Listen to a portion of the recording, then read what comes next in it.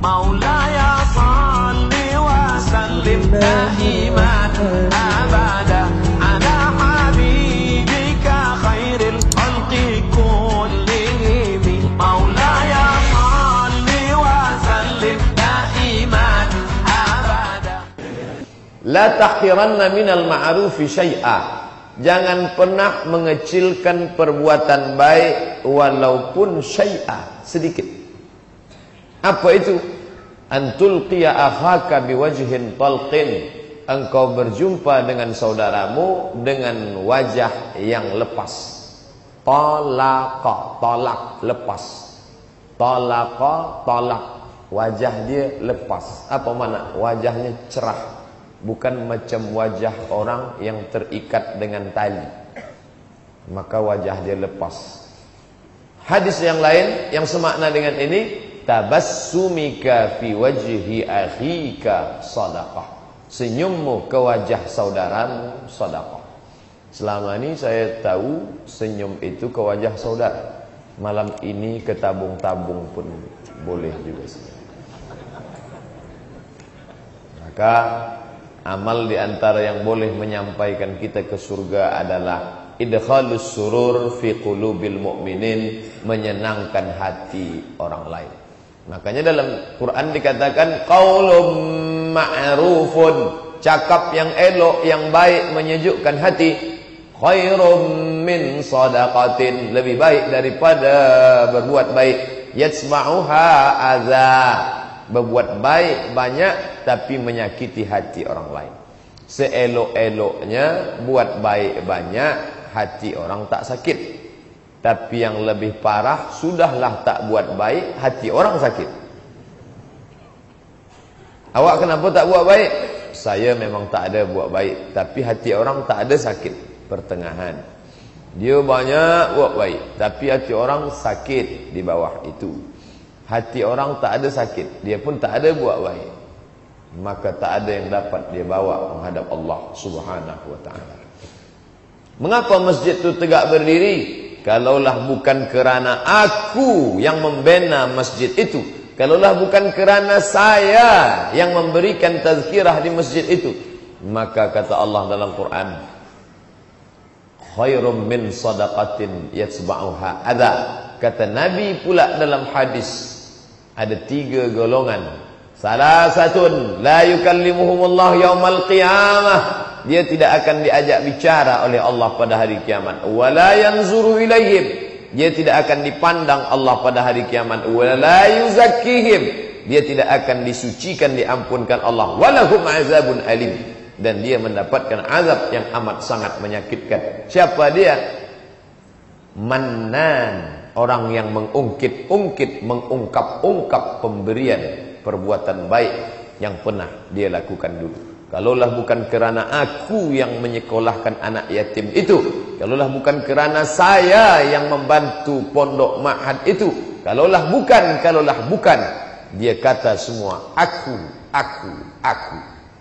bahasa Arabnya ana, orang yang selalu menyebut saya, aku, ananiyah, kesombongan, keangkuhan, kerana aku.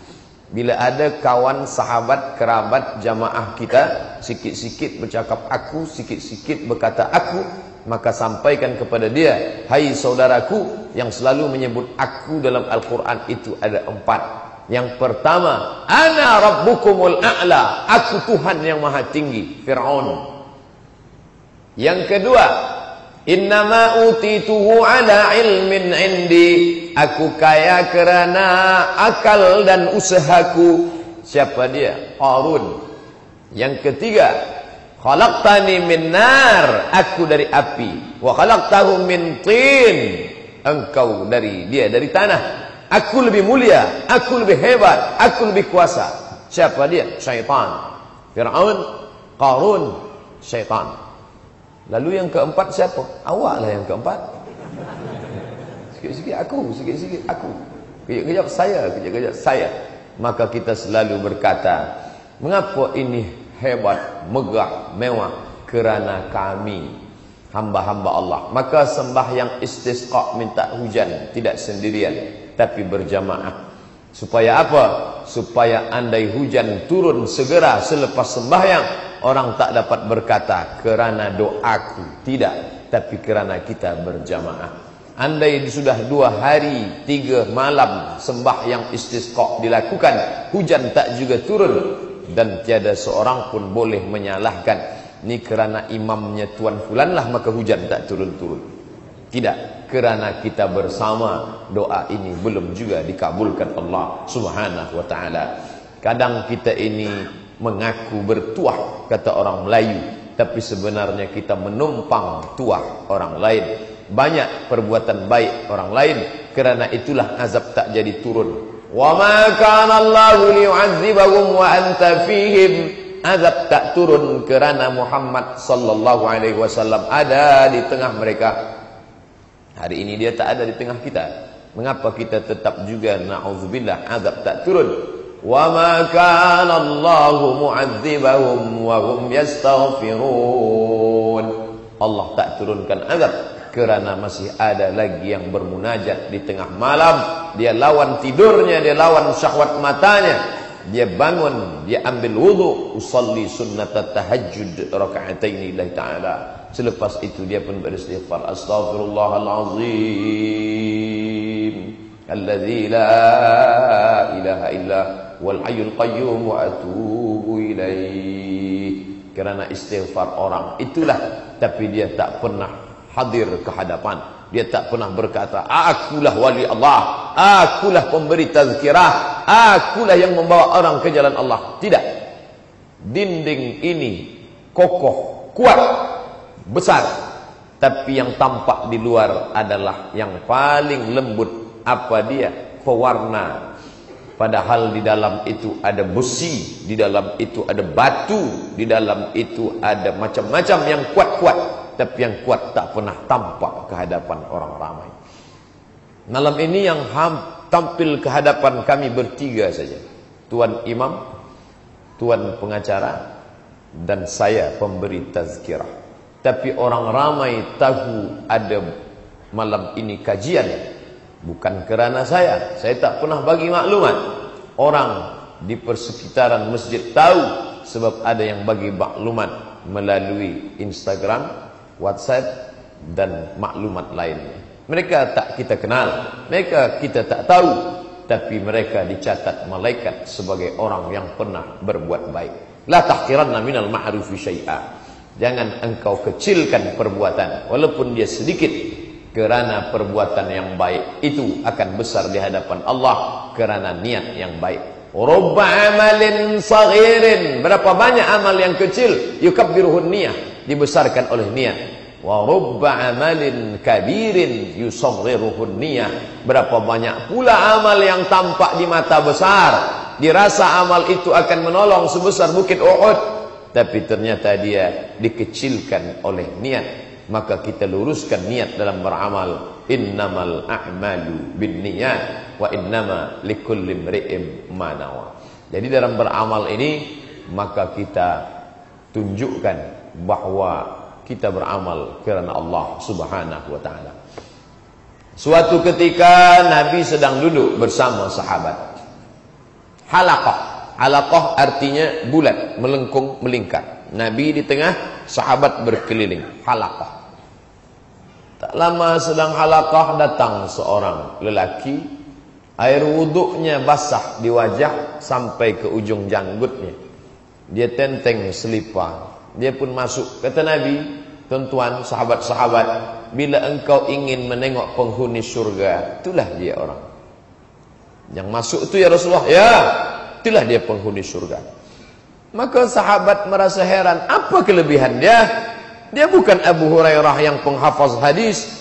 Dia bukan Abdullah ibnu Abbas yang pernah didoakan Allahumma faqihu fid din wa 'allimhu ta'wil. Dia bukan pula Sayyidatuna Aisyah istri Nabi. Dia manusia yang tak dikenal, nama dia pun tak siapa.